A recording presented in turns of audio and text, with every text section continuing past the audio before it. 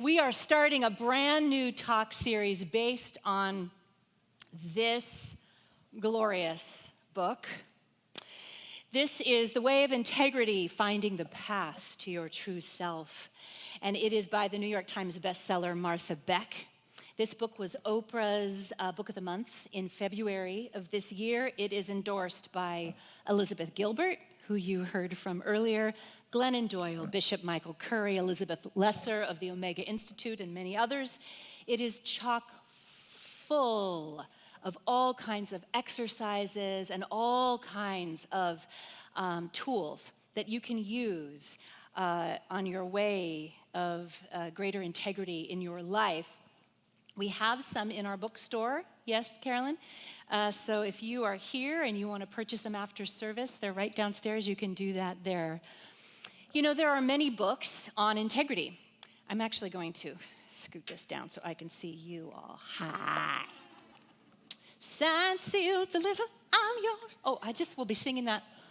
Maybe that's my new walk-up song. Right? Yes. If that means nothing to you, watch last week's talk. You'll understand. So yes, there are many, many books on integrity.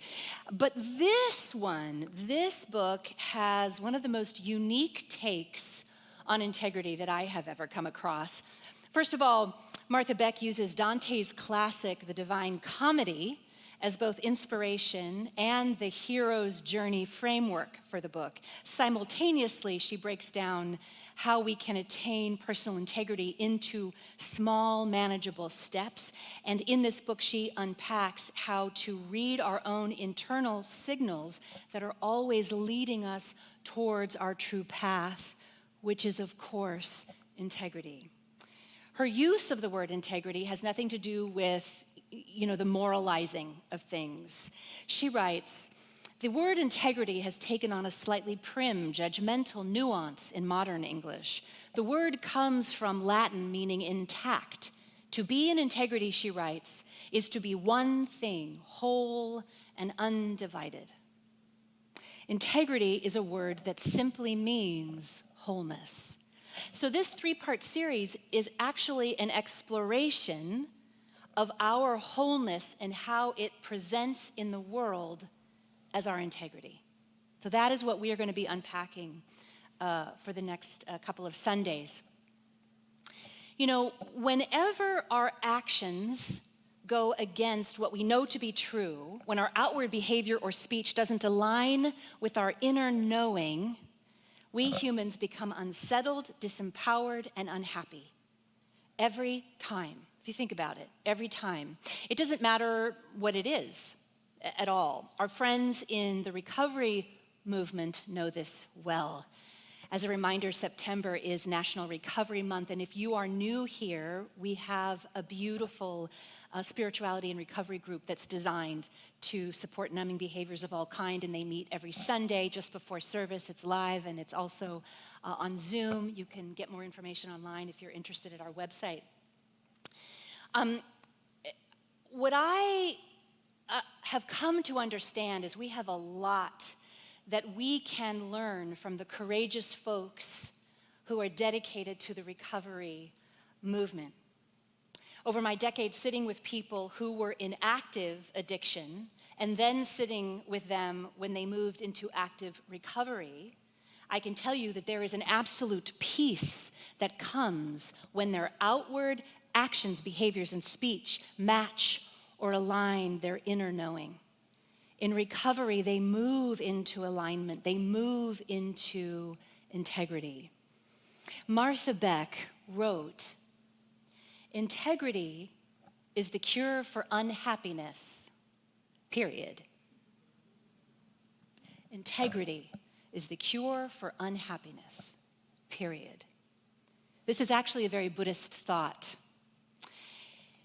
So let me ask you, is there an area, any area in your own life right now where you can track that your outward behavior or actions might not be matching with what you know to be true? Just gently inquire in this moment for yourself, very gently. This is meant to be so compassionate, very gently. Again, whatever actions go against what we know to be true cause us to become unsettled, disempowered, and unhappy every time. So just be with this gently as we move through this time together. I have some tools that I think will support you. The Dalai Lama said, happiness is peace of mind. That's it. That's it. We make it so complicated, don't we, humans? Happiness. Happiness is peace of mind. The title of my talk today is I Am Meant for Peace. I am meant for peace. And this was inspired from a section in chapter 3 where Beck really dives into this idea that we teach here in New Thought, that we talk about all the time, this idea that peace is our birthright. Not only that it is our birthright, but peace and all that that encompasses is why we have come here. It is why we have incarnated here. I believe that we are meant to be part of the currently very messy peace process that is happening on Earth. I promise you, it is a peace process. We're in the process. But rest assured, every one of us is here to engage, participate, and support the peace process that is happening within our human family and on Mother Earth, in our planet itself. This is the spiritual truth. The spiritual truth is that each one of us is meant to live in peace. And I totally get that this can sound trite or impossible, depending on what you may be carrying right now. Let's just name that. And we are meant to live in peace. Martha Beck worked with hundreds of people on this very specific idea, people who, as she put it, were not only earnest do-gooders, but also active addicts, extreme narcissists, and a couple of convicted murderers. These people she worked with weren't actually living in peace, but when they stated that they were meant to be at peace, every single one of them, she writes, across the board felt a physical and emotional release, a sense of freedom, of the truth that they were, in fact, most definitely, aside from their circumstances, meant to live in peace. All of them. Now, we talk a lot here about practical spirituality.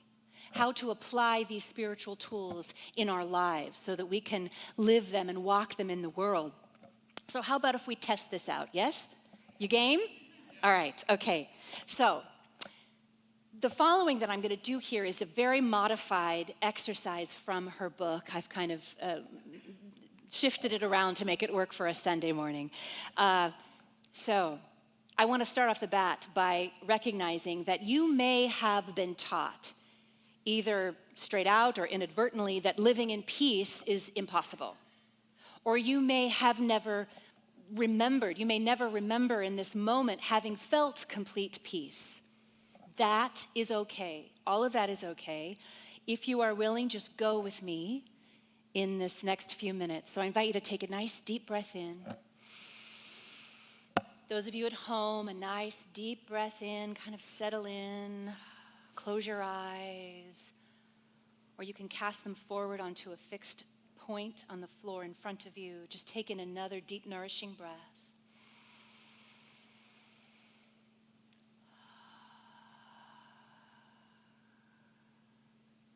And we're going to begin by getting all of the to-dos out of the way.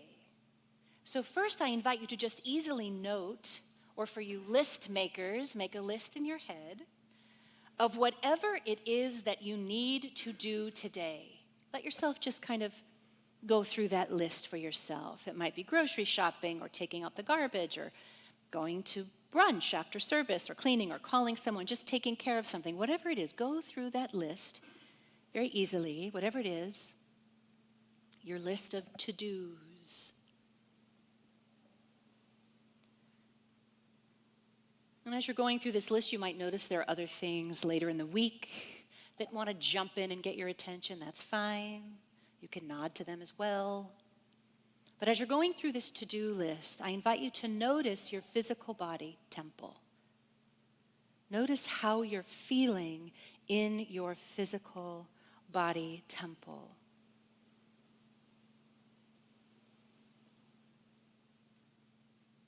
This list might be things that are fairly neutral or that you don't want to do. Just notice your body. Notice how it makes you feel physically to think of these to-dos.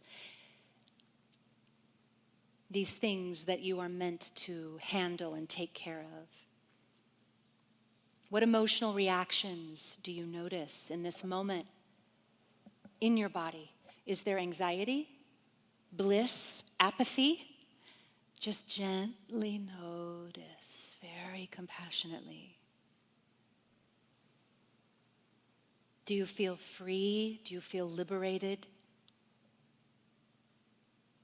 Just notice and let it be easy. Let this be easy.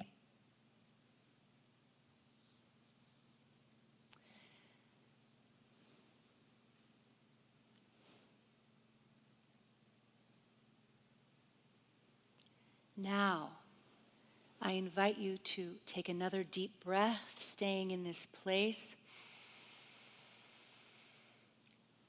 And allow yourself to let go of the mental to-do list. Just lay it all down right now. Knowing that you can return to it later, just take another deep breath. Let that list be for now. And I invite you to change your thought, pivot your thought to the following. I am meant to live in peace. I am meant to live in peace. So we're contrasting this. I invite you to repeat this mantra to yourself silently. Even if you don't fully believe it, it's absolutely okay. Just see what happens when you repeat, I am meant to live in peace. Silently to yourself, over and over.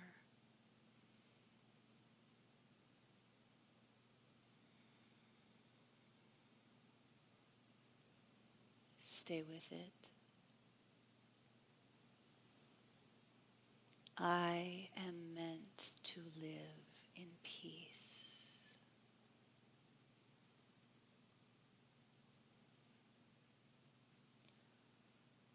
I am meant to live in peace.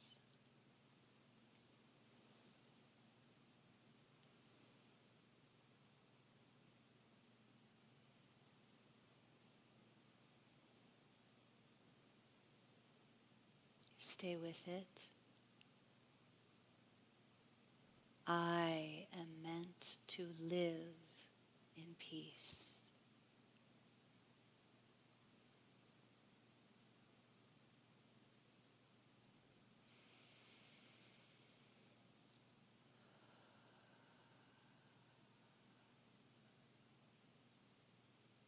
As you continue to say this mantra to yourself, again, notice the physical sensations in your body temple. I am meant to live in peace. Are you feeling expansion internally? Notice any emotions arising. I am meant to live in peace. Allow yourself to fully go into this.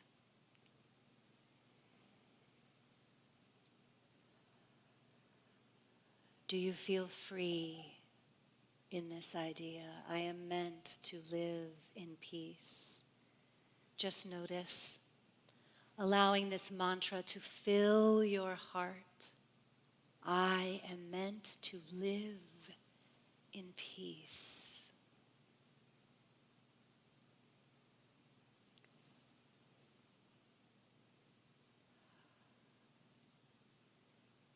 And now taking in a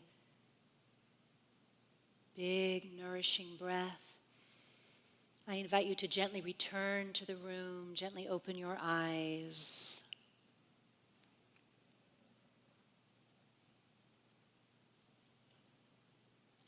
Can you feel the difference between the two?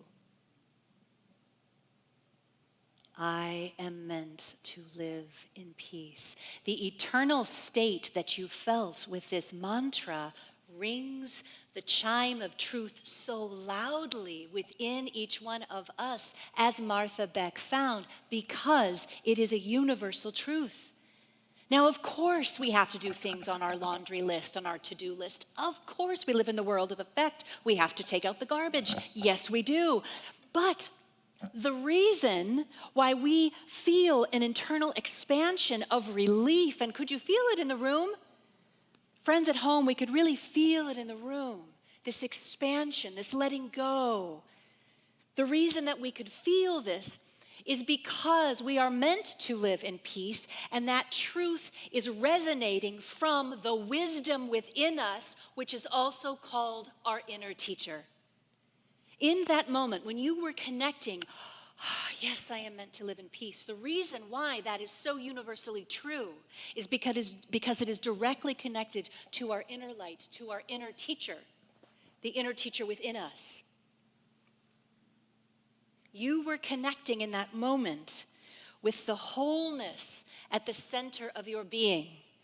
The indwelling spirit or love within you was affirming for you, through you, that of course you are meant to live in peace. Duh. Hafiz wrote, I wish I could show you when you are lonely or in the darkness the astonishing light of your own being. I wish I could show you when you are lonely or in the darkness the astonishing light of your own being. That astonishing light at the center of your own being, my friends, is your inner teacher.